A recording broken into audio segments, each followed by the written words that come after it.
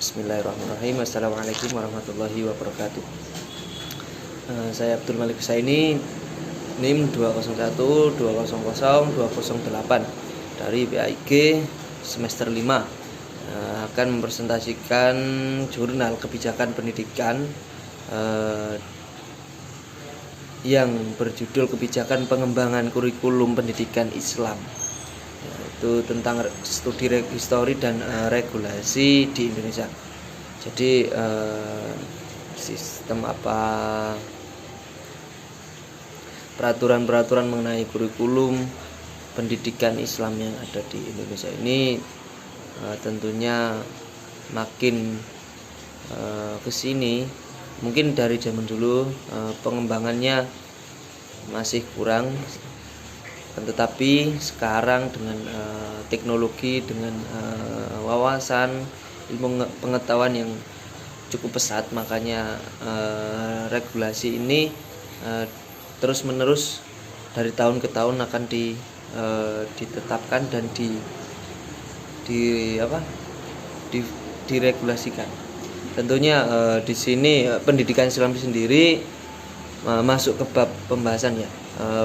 Pendahuluan pendidikan Islam ini dituntut untuk mampu meningkatkan pemahaman ilmu agama dan mengamalkan ajaran Islam.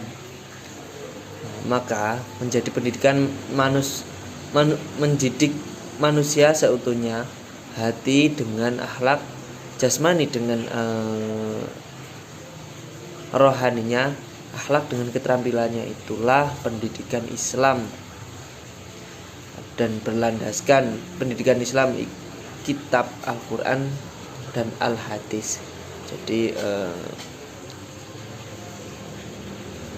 dari pendidikan Islam sendiri itu menganut ajaran Al-Quran dan Al-Hadis tentunya. Lalu dalam sepanjang sejarah kurikulum sejak tahun 1945, zaman kemerdekaan itu, sehingga kurikulum merdeka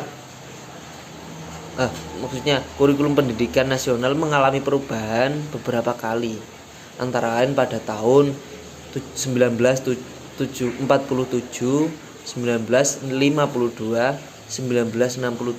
1968, 1975, 1984, 1994, 2000 atau KBK, dan 2006 itu KSP, dan sekarang digunakan adalah kurikulum 2013 yang sedang digunakan pada lembaga-lembaga sekolah atau instansi yang ada di Indonesia ini. Tentunya dengan melihat sejarah, mungkin sudah kita ketahui bahwa sepanjang sejarah itu ya teman-teman, jadi banyak perubahan sekali mengenai kurikulum, formulasi-formulasi yang akan diterapkan, regulasi-regulasi yang akan ditetapkan. Makanya sistem dan mungkin yang ada dalam kurikulum sendiri itu pastinya ada perubahan dan pasti mengikuti perkembangan yang pada zaman saat ini. Jadi seperti itu. Lalu lanjut ke poin B tentang kajian teori. Nah, kajian teori saya ini mencakup dua poin ya, yakni mengenai kurikulum, mengenai studi kebijakan pendidikan dan studi pengembangan kurikulum. Jadi kajian teori saya yaitu tentang studi kebijakan pendidikan dan studi pengembangan kurikulum. Poin 1 yaitu tentang kebijakan pendidikan ya. Kebijakan pendidikan merupakan disiplin ilmu dari kebijakan publik. Sedangkan kebijakan publik adalah suatu ilmu multidisiplin karena melibatkan berbagai disiplin ilmu seperti ilmu politik, sosial, ekonomi, pendidikan, dan psikologi. Jadi kebijakan pendidikan ini tidak lepas dari yang namanya multidisiplin ilmu, yaitu mengenai sosial, mengenai politik, mengenai psikologi. Jadi seperti itu. Kebijakan ini menurut Anderson, kebijakan publik merupakan kebijakan yang ditetapkan dan oleh badan-badan aparat pemerintah. Jadi Anderson ini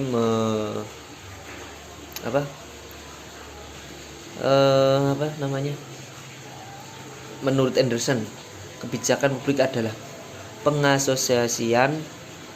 pengalokasian nilai-nilai kepada masyarakat karena setiap kebijakan mengandung seperangkat nilai di dalamnya. Jadi menurut Anderson seperti itu. Selanjutnya studi pengembangan kurikulum. Jadi sebelum pengembangan ini kurikulum ini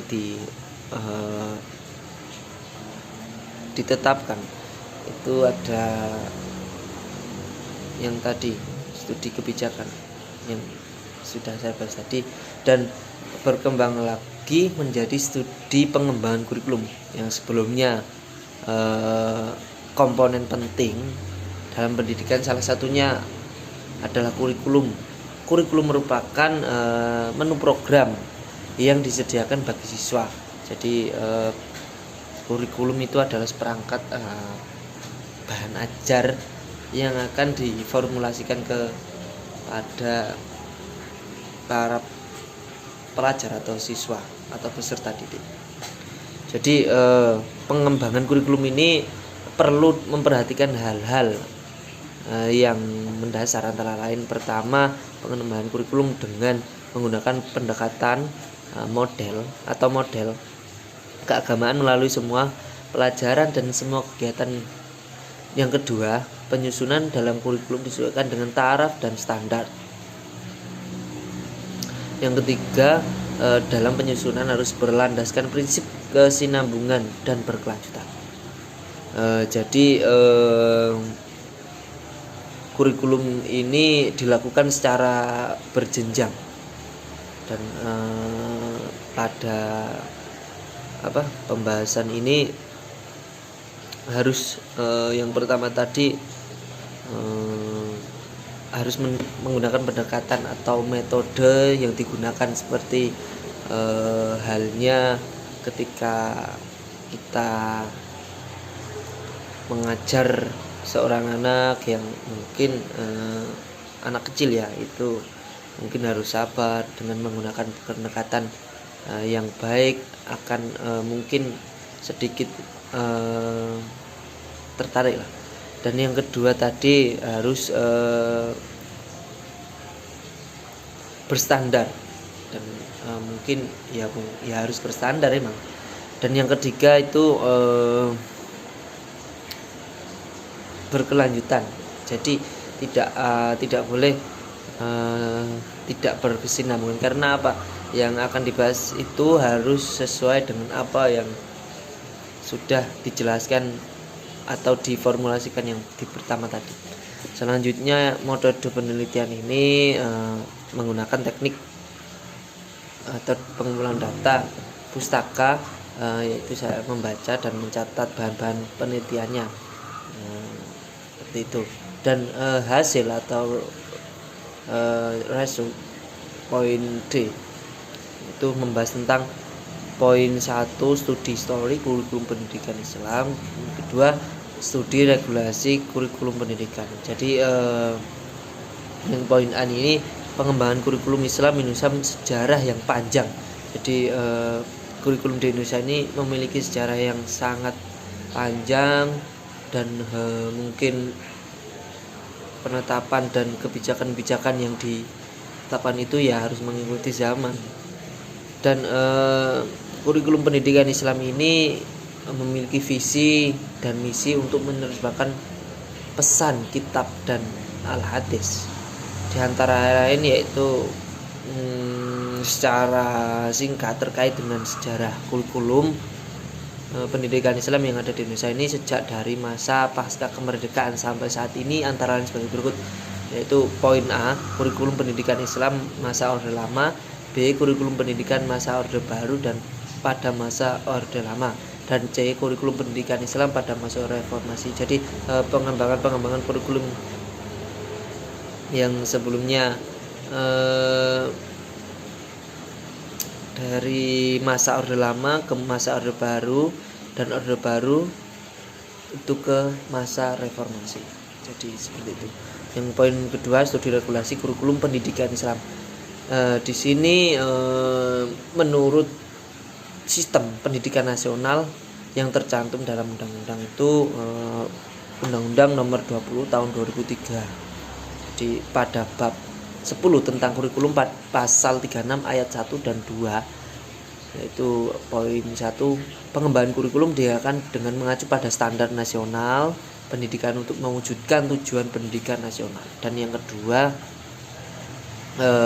kurikulum pada semua jenjang dan jenis pendidikan dikembangkan dengan prinsip diverifikasi sesuai dengan status pendidikan, potensi daerah dan peserta didik. Jadi berdasarkan undang-undang tersebut bahwa pengembangan kurikulum harus mengacu pada standar nasional, yaitu SMP, berlaku juga untuk kurikulum pendidikan Islam juga. Jadi seperti itu. Dari poin D kita lanjut ke poin E, yaitu mengenai analisis. Jadi pembahasan yang sebelumnya yaitu tentang pendidikan Islam di Indonesia terdiri dari pendidikan madrasah, pendidikan pesantren diniyah, pendidikan tinggi agama Islam, serta pendidikan Islam agama Islam di sekolah atau kampus umum.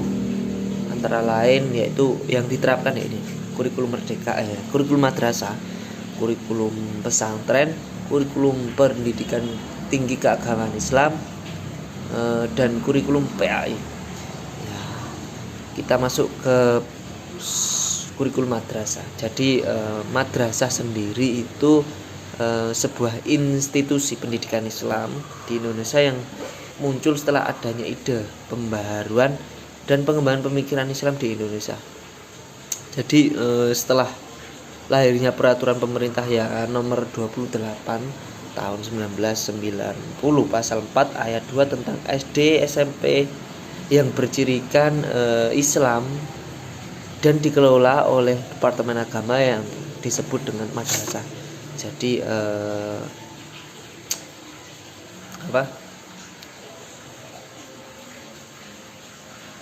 undang-undang pemerintah ini menerapkan pada tahun 1990 ya adanya madrasah.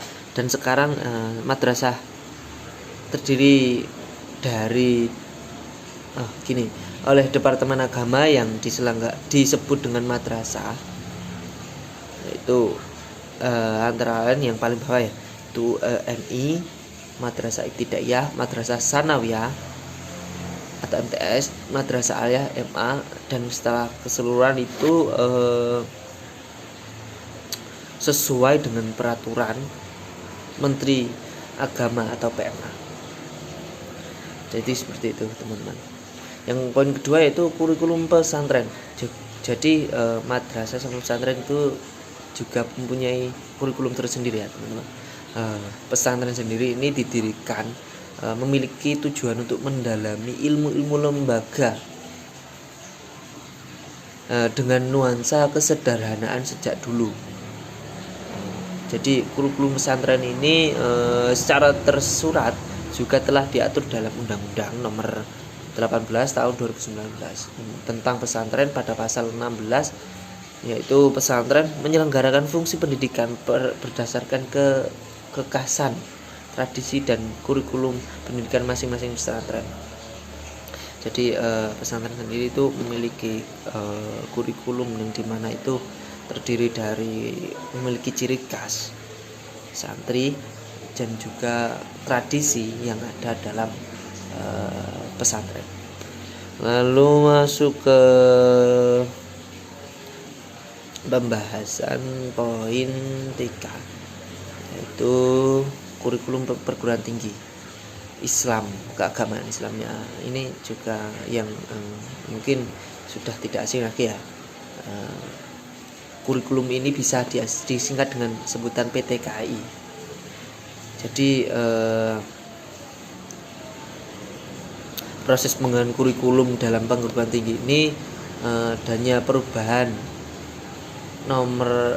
nomenklatur dari Stein atau yang sekarang itu YIN menjadi WIN ya, WIN seperti itu. Dan perubahan ini menekankan untuk perguruan tinggi keagamaan Islam menjadi lembaga pengembangan ilmu agama Islam, bukan sekedar menjadi pusat doktrin Islam seperti periode sebelumnya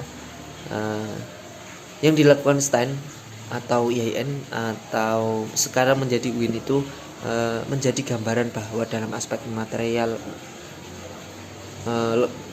lembaga mereka bisa dikatakan sudah baik dan profesional. Jadi kurikulum dalam perguruan keagamaan tinggi ini mengatur tentang, enggak mengatur sih, mungkin ajaran yang diajarkan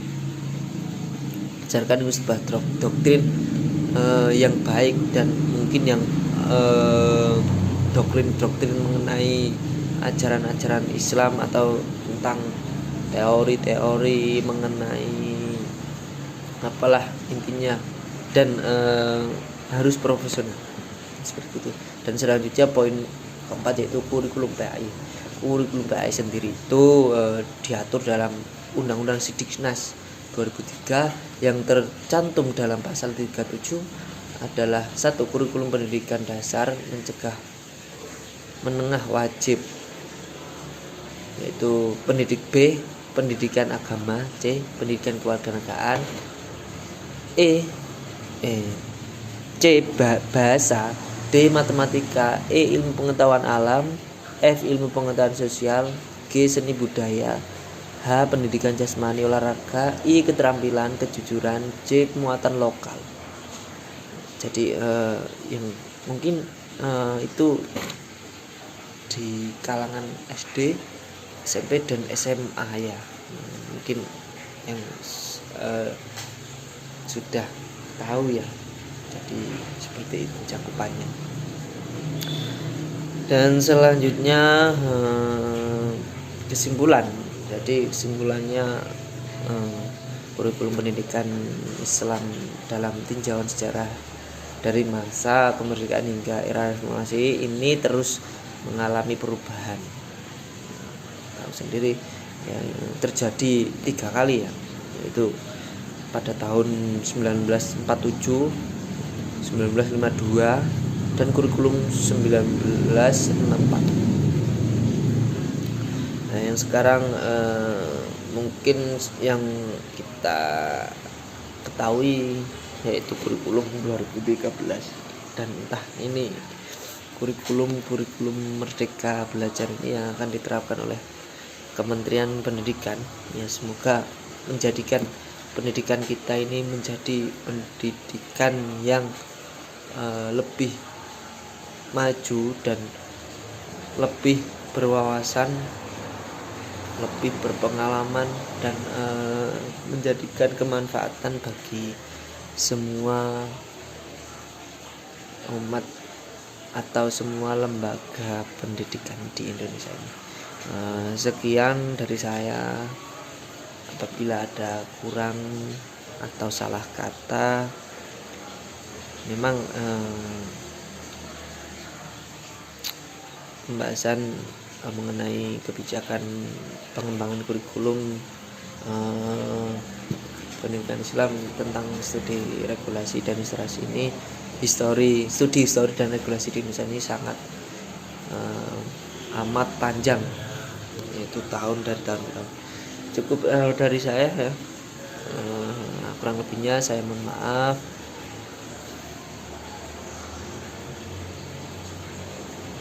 Wassalamualaikum warahmatullahi wabarakatuh.